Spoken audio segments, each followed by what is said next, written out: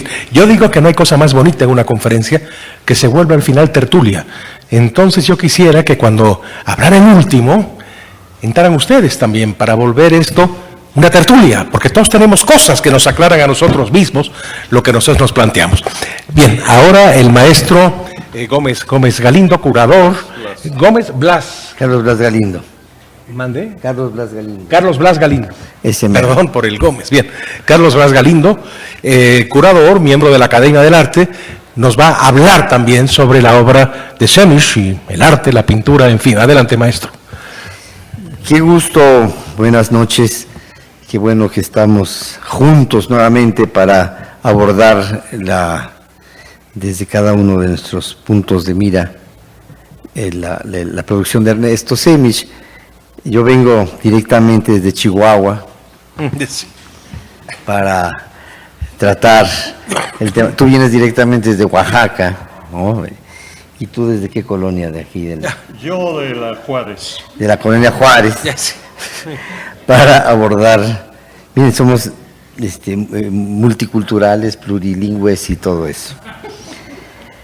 ¿Qué pasa con la producción de Semisch? Hay quien quiere verla como típicamente vanguardista o exclusivamente expresionista, con algunas derivaciones de los expresionismos. Lo que yo vengo a plantear esta vez es que la trayectoria artística de Semisch es un trayecto audaz y complejo entre las vanguardias históricas y las posvanguardias, que son los lenguajes que hoy en día están en boga, pasando por las neovanguardias de la segunda mitad del siglo XX. Es decir, cubre la índole de arte que se hizo en el tiempo que le tocó formarse, en lo que se estilaba cuando estuvo en México, pero anticipó un tipo de producción que hoy en día es el que está en boga. ¿Qué es lo que sí hace de la obra de Semisch algo, digamos, típicamente vanguardista? No solo dentro de los expresionismos, sino de todo lo que fue este impulso del arte de la primera mitad del siglo XX, que implica creer, por ejemplo, en la idea de progreso, en la idea de utopía, el suponer que debe existir un compromiso como individuo, como artista, como el individuo artista, con las luchas sociales, con una humanidad libre de opresiones.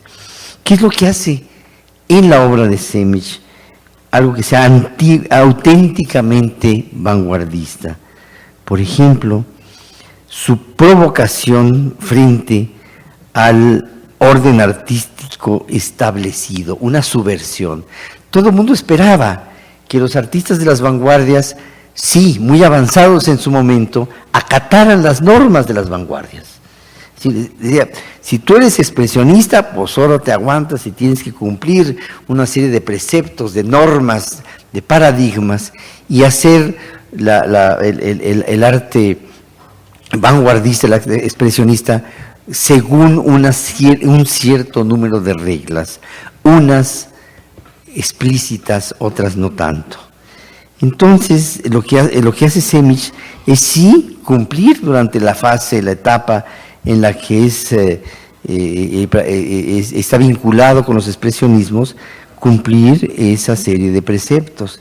Pero al mismo tiempo, como vanguardista auténtico, subvierte esos preceptos.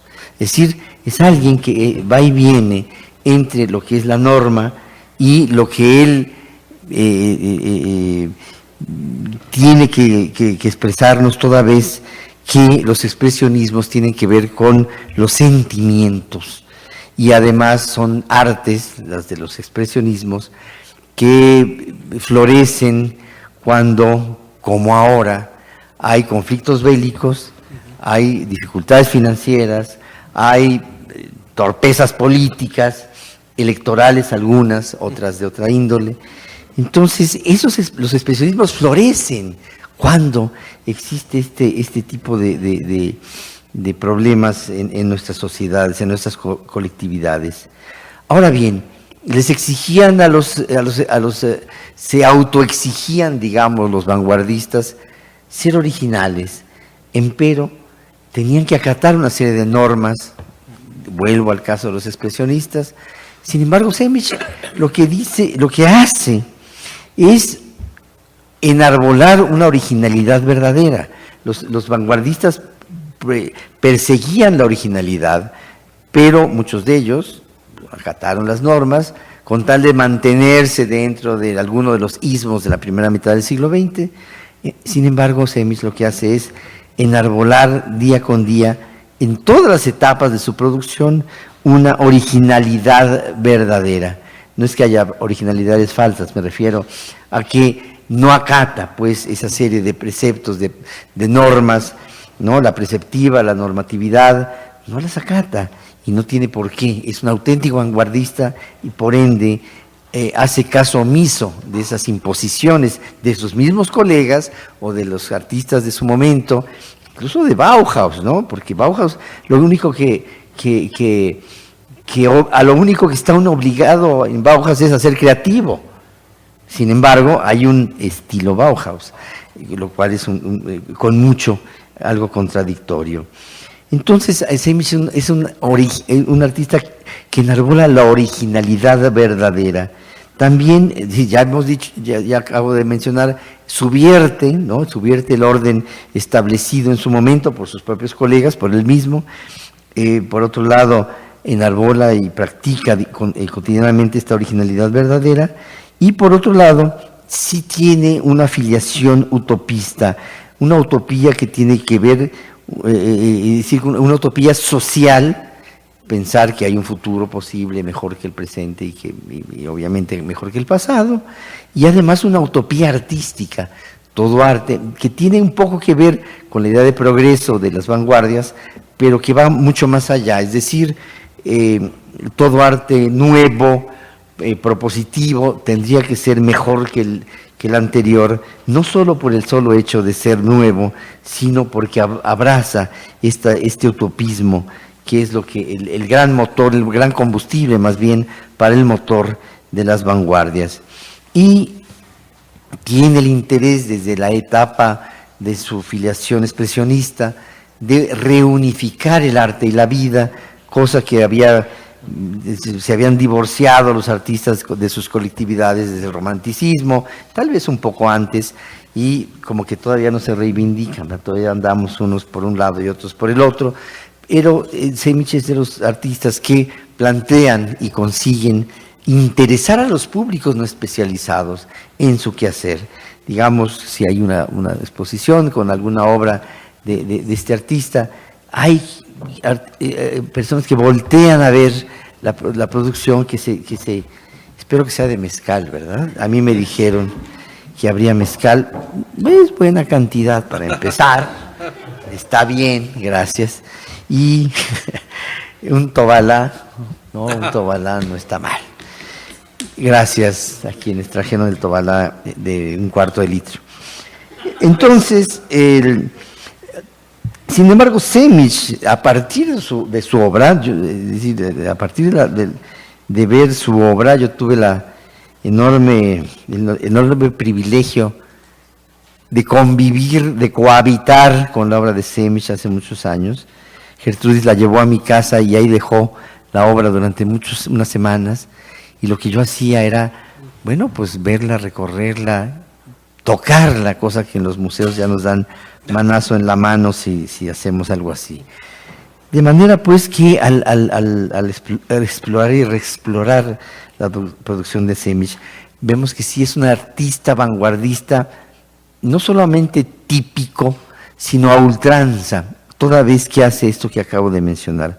Sin embargo, también discrepa de lo que son los planteamientos de sus colegas vanguardistas, discrepa de la manera de proceder de los vanguardistas. Por ejemplo, muchos vanguardistas nutrieron el arte occidental con elementos procedentes de otras matrices culturales.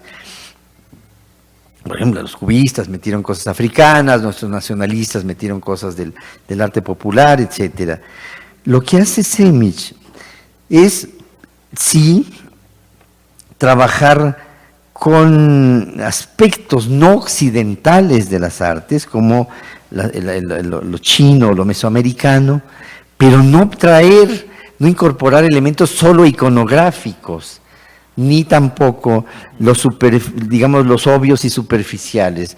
Lo que hace es compenetrarse con la manera de trabajar, la manera de entender lo artístico, lo que llamamos en Occidente lo artístico, en la cultura de la China antigua, del México antiguo, y traerlo hacia su producción vanguardista. Es decir, esta es una discrepancia con respecto a cómo entienden los vanguardistas el nutrir el arte occidental con elementos no occidentales. También recordemos que las vanguardias fueron una de tantas manifestaciones digamos masculinas o paternalistas o del desarrollo de la cultura artística, toda vez que eran antidemocráticas, impositivas, porque o hacías lo que te tenías que hacer o te vas para afuera o no te damos licencia de artista. Es decir, no se valía andar así como coqueteando con las vanguardias y no hacerles del todo caso. Sin embargo, es decir, muy pocos artistas en la historia del arte de la primera mitad del siglo XX y de la primera y la segunda mitad del siglo XX, de vanguardias y neovanguardias, consiguen rebatir con los hechos artísticos esa imposición desde el poder cultural de su momento y llevarle la contra y conseguir una producción que no obedezca a esta imposición de o haces lo que te digo o no te tomamos en cuenta. Es decir, rebate en los hechos el autoritarismo, el predominio, la conquista que significan todas estas vanguardias, incluida en nuestro contexto mexicano, los nacionalismos que, claro, Semic llega a México después del auge y declive de los nacionalismos. Entonces, es decir, esta postura es impensable para muchos de los propios autores que viven y trabajan durante la etapa vanguardista de la historia del arte. También hay una convicción respecto a que la noción vanguardista de progreso no es, ni con mucho, esta idea de que lo nuevo, por el solo hecho de serlo, es mejor que lo anterior, y lo cual va a desembocar en la segunda mitad del siglo XX en ir más allá de la originalidad para abrazar esta tradición de lo nuevo, que la llamó Octavio Paz, es decir, esta novedad por la novedad misma, el estar persiguiendo todo el tiempo lo nuevo. Semic se concentra en sí ser original, pero evitar ser original y consolidar un lenguaje propio y eludir al mismo tiempo esta carrera sin fin, como del hámster que está en la ruedita y que lleva a muchos artistas de su momento, contemporáneos de él, a buscar la novedad por la novedad misma y no llegar a ninguna parte. En cambio, Semic llega a concretar cada una de sus series, cada una de sus etapas y explorarlas a profundidad y no dejarlas solo en enunciados. Por supuesto, la producción de él es contradictoria si entendemos que abandona abrazar un léxico reconocible, ¿no? El típico Semic. No hay eso, porque renuncia a esta posibilidad precisamente para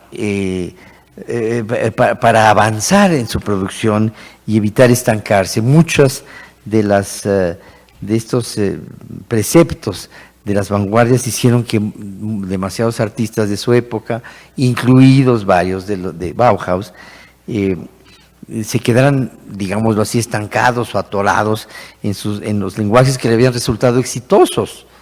Porque, bueno, pues ya que uno consigue algo que con lo cual es reconocible, pues ya no quiere moverse de ahí, ¿verdad? Ya no quiere como artista uno moverse de esa parte. Y también, me dirán ustedes, las vanguardias no solamente fueron racionalistas, están, por ejemplo, Dada o el surrealismo que evitan los racionalismos. Claro, los evitan porque los tienen demasiado en consideración. Casi todas las vanguardias fueron racionalistas, toda vez que, por ejemplo, hicieron manifiestos, ¿no? Se dedicaban a pensar cómo iba a ser el arte, que iban a proponernos y, en consecuencia, lo generaban. Sejmic, en cambio, siendo un individuo racional, no solamente como alemán de su tiempo, sino como integrante del género humano, evita el exceso de lo racional, evita los racionalismos a ultranza para explorar en otras opciones de la mente humana. Es decir, ve mucho más allá y ve precisamente como expresionista los caminos de los sentimientos y también como discrepante de los preceptos de las vanguardias, evita el purismo estilístico.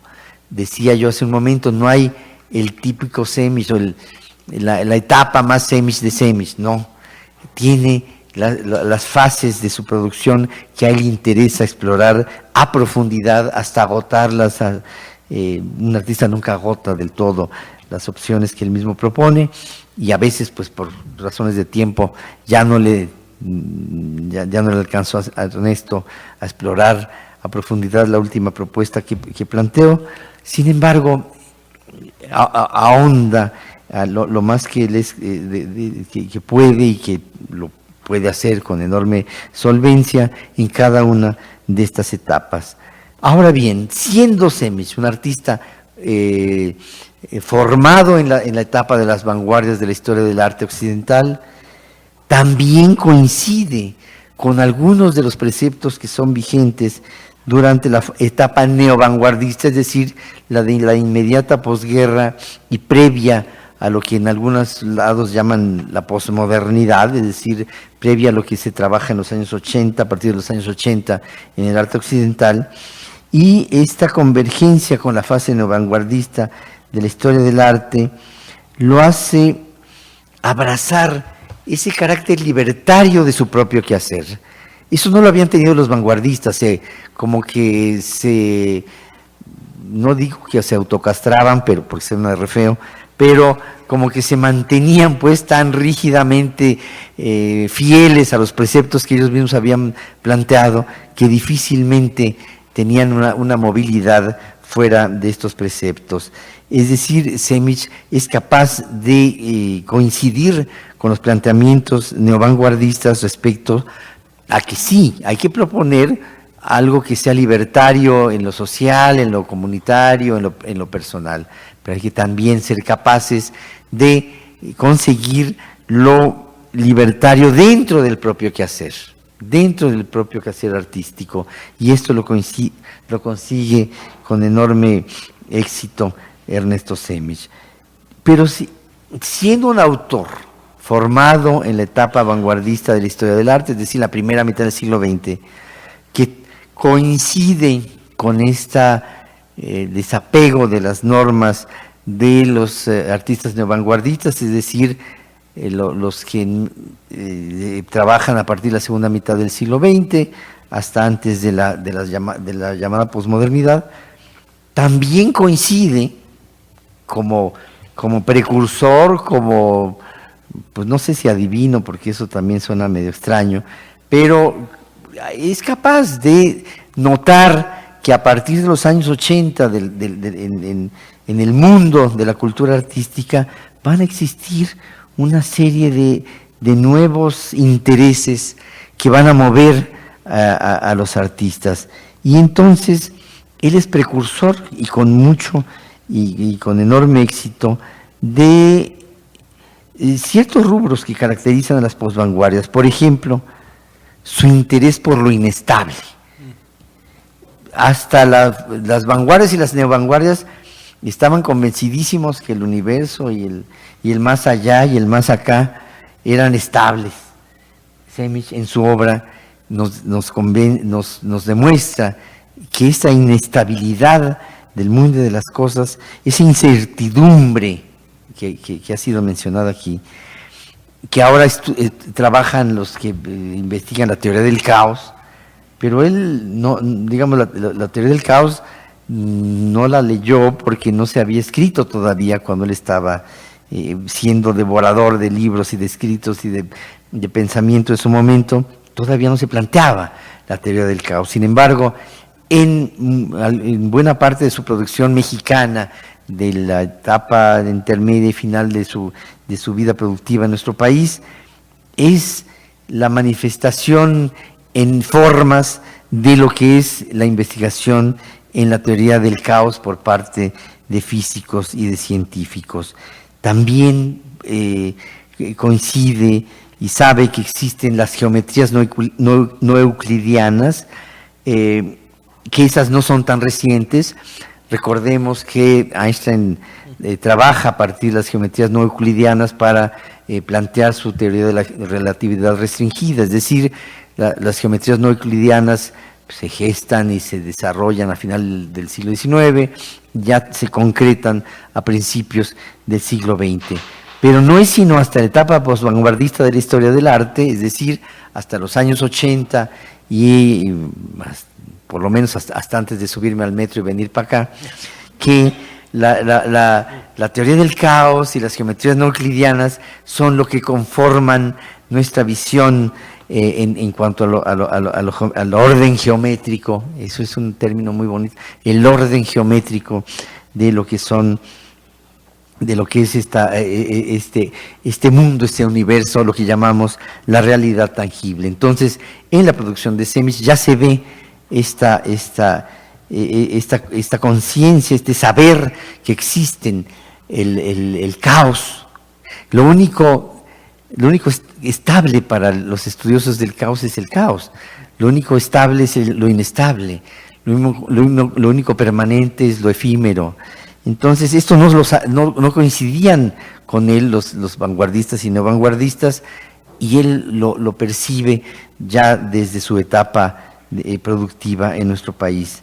Por eso, como es un artista que es típicamente vanguardista, pero también atípicamente vanguardista, siendo además un artista de las vanguardias que entiende en su obra las neovanguardias, y siendo un artista que es vanguardista y neovanguardista, pero también preludia la etapa posvanguardista de la historia del arte, por eso mismo fue difícil o ha sido difícil, aparte de su voluntad, su inclusión en el mercado o en el sistema artístico. No llamo al sistema nacional de creadores de arte, a lo que llama Bourdieu el campo artístico. Por eso es difícil su inclusión, por eso tenemos que venir a reexplicarnos y reexplicarlo y cada vez, porque siendo tan,